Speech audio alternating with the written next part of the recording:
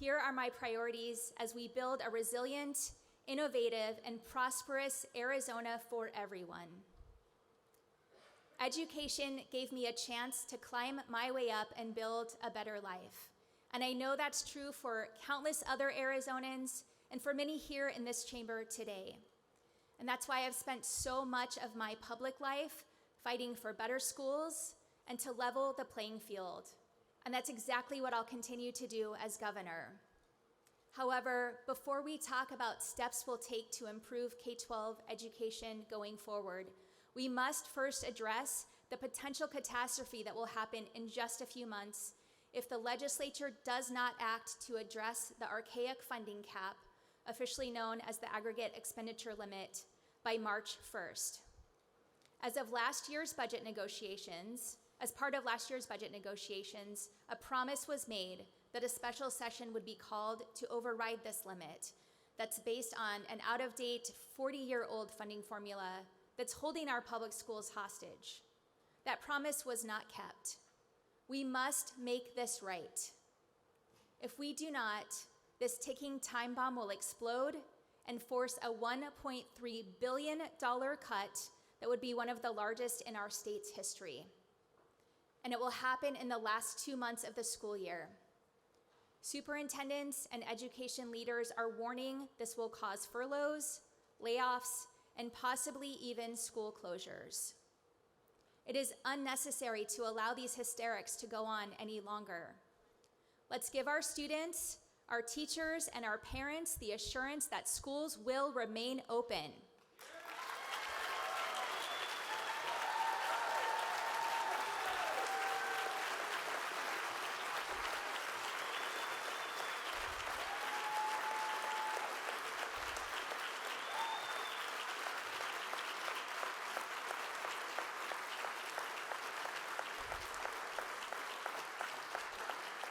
The solution is simple, and it doesn't cost another penny to do the right thing. Representative David Cook has already introduced a resolution to override this outdated limit. This legislature should bring it to the floor. The Democrats in both chambers are ready to act on this immediately.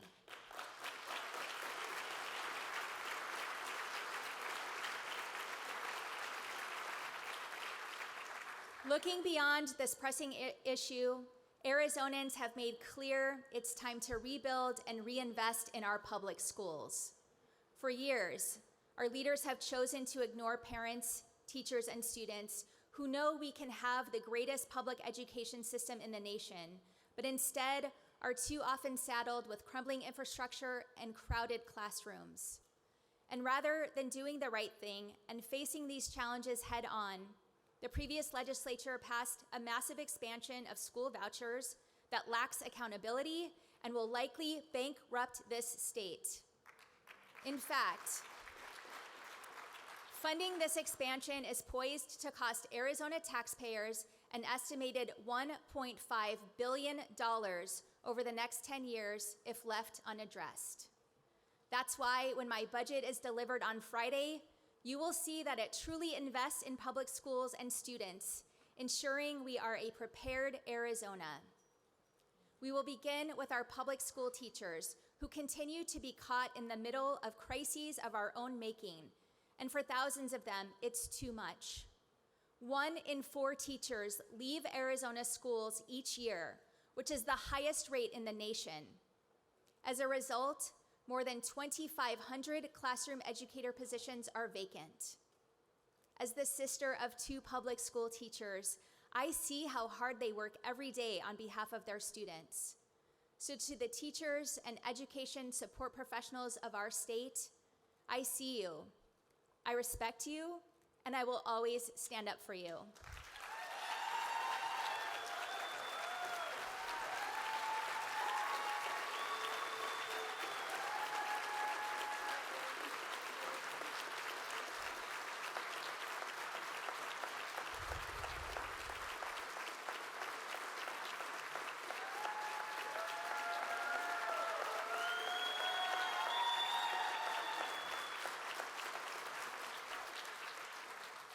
To the members of this legislature, I hope we can all agree that when we keep the most talented teachers in the classroom, our kids win, our families win, and our communities win.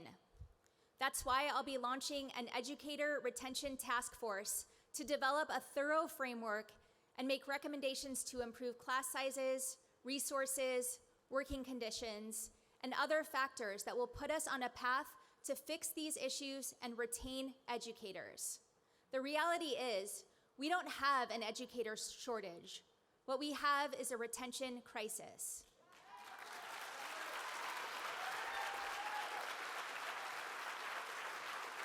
There are too many amazing professionals who have walked away from the career they love because of the uncompetitive salaries, onerous policies, and unfunded mandates this state has chosen to implement that rob educators of the joy of teaching.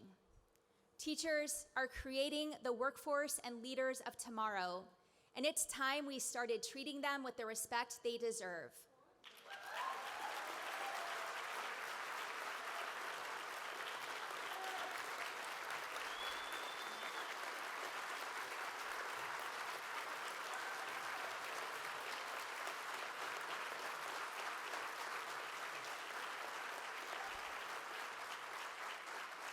For the last 5 years, Arizona has been involved in a lawsuit about school facilities funding.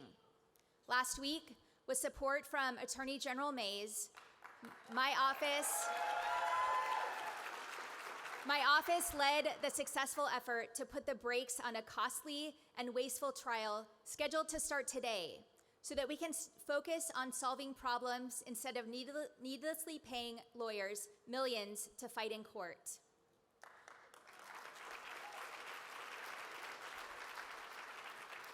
With the release of my budget on Friday, you will see historic investment in schools to address capital needs, and my office will keep working to ensure Arizona's children and teachers can learn and work in safe and secure school buildings.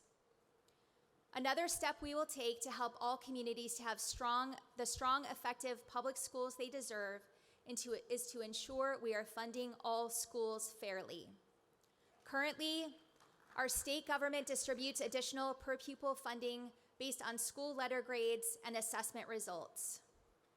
This approach has largely benefited only schools in high-wealth areas of Arizona's two largest counties, Maricopa and Pima, while leaving rural and economically struggling areas behind. To address this inequity, my budget redirects the $68.6 million for that program to the base support level, which goes to all schools across our state instead.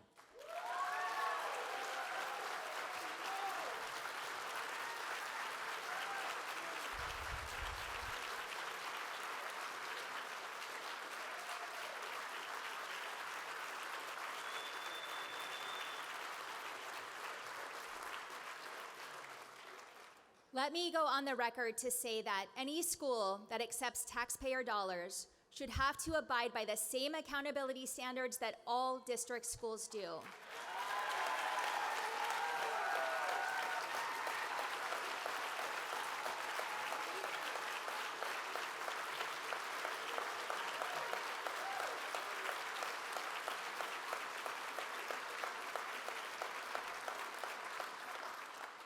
We have seen too many examples of individuals and shady corporations taking advantage of the system and our students. Let's work together to require that any school that accepts public dollars also participates in the Auditor General's annual school district spending report, as well as take other steps to ensure our taxpayer dollars are going where they should and being spent properly.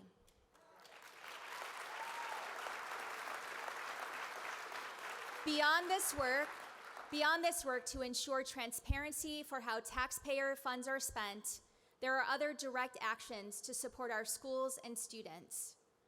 We need to prioritize hiring social workers and counselors for our schools to address the mental health crisis among children and teens. Currently, each counselor in an Arizona school provides services for more than 700 kids on average. That is the highest ratio in the nation and nearly 3 times the recommended standard. That's unacceptable, and we must do better.